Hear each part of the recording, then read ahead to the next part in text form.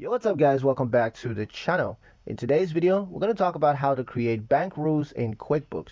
It's going to be a quick one. We're not going to waste too much time on this topic, so let's just jump straight into it. The first step is to access the banking menu.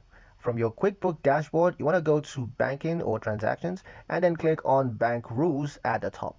Step 2 is to create a new rule. You're going to click new rule and then give your rule a name that clearly describes its purpose, like office supplies purchases or whatever it is.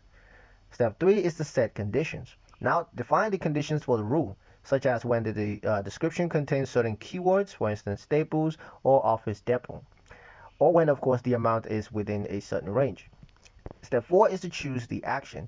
Now select the category QuickBooks should assign automatically, for instance office supplies expenses, and then choose if the rule applies to money in or money out. Step 5, save and apply. Click save and QuickBooks will start categorizing matching transactions automatically according to your rule.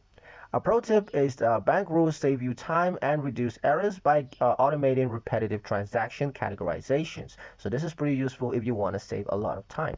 And that's pretty much it for the video, guys. Hope you liked it. Hope you found the information here useful enough. If you did, like, share, and subscribe for more helpful tutorials. Thank you guys for watching, and we'll see you in the next one.